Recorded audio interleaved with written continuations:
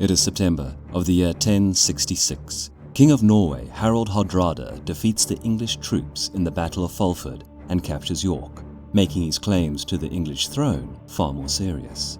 While Hardrada rested after the battle and awaited the hostage gathering, King of England Harold Godwinson was rushing north and assembling his army while on the move in order to challenge the unsuspecting Viking invaders. The great battle, marking the end of an era, was about to commence on the flats east of York.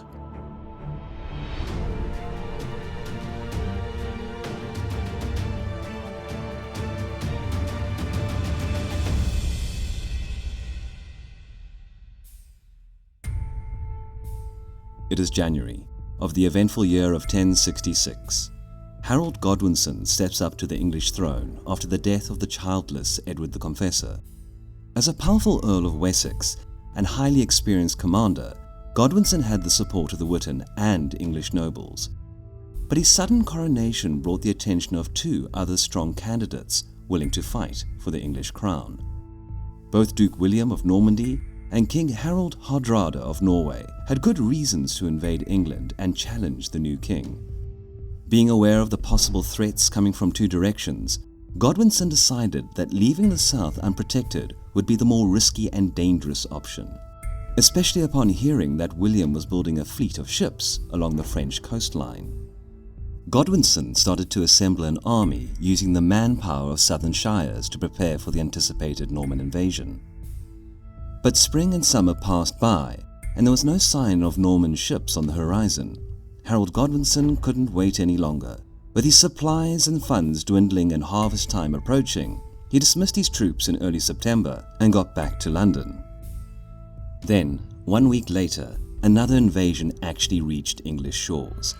On the 18th of September, King Harold Godwinson of Norway landed in Yorkshire leading an army 10,000 men strong in order to hack his way to the English throne.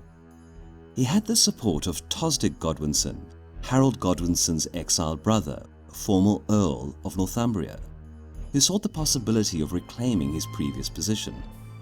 Upon hearing the news, Harold Godwinson swiftly reassembled housecarls, well-armed and trained professional soldiers of Danish origin, who had served the English monarchs since the reign of King Canute and were the strong backbone of Anglo-Saxon armies. Knowing that there was no time to waste, he departed London heading north. He gathered the feared units from the shires they passed along the way, mobilizing all the men available to join his army. It's good to know that Harold Godwinson was the best England could have at that moment. He spent many years as an earl mounting fast and effective assaults against the troublesome Welsh, and the sudden Norse invasion was a perfect moment to utilize this experience. It's a hard task to evaluate the exact numbers of Godwinson's men enlisted for the battle, but rough estimates range between 7,000 and 15,000 men. But impatient young earls of Mercia and Northumbria decided to face the Norsemen before the king's arrival, fearing the south couldn't provide a timely help. Their combined forces tried to fend off the Norsemen, but were beaten by Hardrada in the Battle of Fulford, which is also covered on this channel. Hardrada captured York and set a camp some miles east of the city near Stamford Bridge, where he waited for the hostage and supply arrival from around the region. On the south, the English army was racing north on the old Roman roads, having traveled more than 180 miles in just 4 days. They reached Tadcaster near York on the 24th of September, where Godwinson commanded a brief rest for his exhausted troops.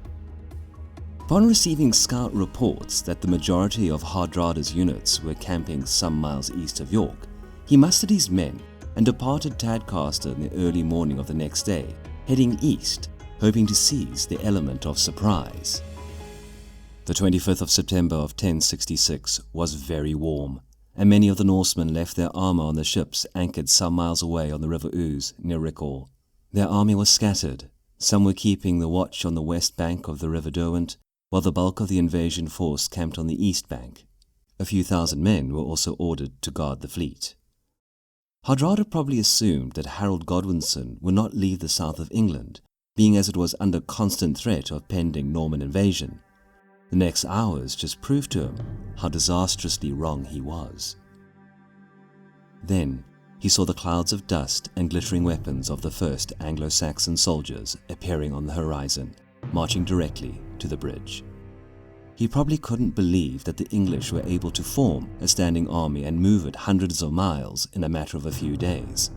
The Norsemen were totally unprepared for this unexpected encounter, yet they didn't just sit and wait for slaughter.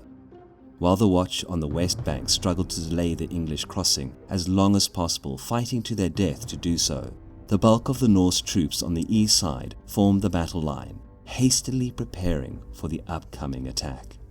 Hardrada's detachment on the west side was quickly overwhelmed by the large numbers of the opponent, but Anglo-Saxon chronicles state that the narrow crossing through the bridge was blocked by a lone Viking axeman who single-handedly blocked the advancement of the entire army.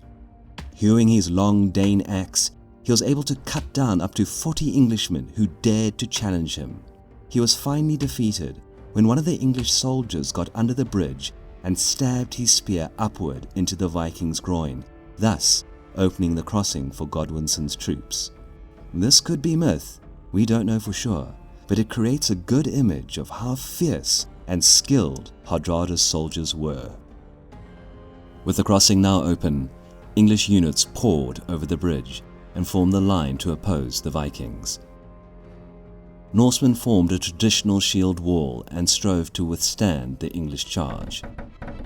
Ferocious hand-to-hand combat began and lasted for hours. Both sides lost many good men in this bloody struggle, with neither side strong enough to gain the upper hand. Even English housecarls had serious difficulties breaking Hardrada's lines, despite their superior numbers and armor, because of the negative effect of the long, tiresome march which Godwinson's army had endured over the last few days. On the other hand, Viking forces could only regret leaving their armor behind, in what turned out to be a significant disadvantage that couldn't be compensated for by their extraordinary skills, training, and experience. When Hardrada, cheering his people on and cutting down enemies savagely, took an arrow in his throat, odds began to tip in favor of the English. Eventually, the Scandinavian shield wall began to fracture, and the English managed to push back the Vikings, adding numbers to the already high death toll. Harold Godwinson's brother Tostig died shortly after the Norse king. Eventually, the troops left behind to guard the ships, led by Hardrada's prospective son-in-law, Eystein Ori, arrived on the battlefield, fully equipped and armed, and immediately struck the remaining English forces in a frantic charge which initially checked Godwinson's victory. But, despite the immediate response, the attack of the relief forces, celebrated in Norse sagas as Ori's Storm, was too late to change the fate of the battle. Exhausted Vikings were soon decimated by the Anglo-Saxons. Victorious English chased the surviving Norse soldiers straight to their ships, where Harold Godwinson offered mercy to Hardrada's youngest son, Olaf, allowing him to sail home free of ransom provided the Norsemen swore never to invade England again. Casualties on both sides were very heavy, with more than half of the Anglo-Saxon force lost through injury or death. The loss of men on the Viking side was much more significant, as their army was virtually wiped out. They needed only 24 ships from the initial 300 to sail back to Norway, all that was required to carry away the survivors. Although England suffered one more Norse invasion a few years later, the death of Harold Hardrada, who is often called the last of the Vikings, is traditionally seen as marking the end of the Viking Age in England. The Battle of Stamford Bridge was one of the greatest English military victories against a formidable foe led by an even more formidable leader. Harold got back to York to treat the wounds and celebrate the hard-earned victory. 3 days later, bad news struck the depleted English army. 270 miles to the south, Duke William of Normandy finally started his long-prepared invasion and landed at Pevensey Bay in Sussex. Another chapter of the story was yet to be written.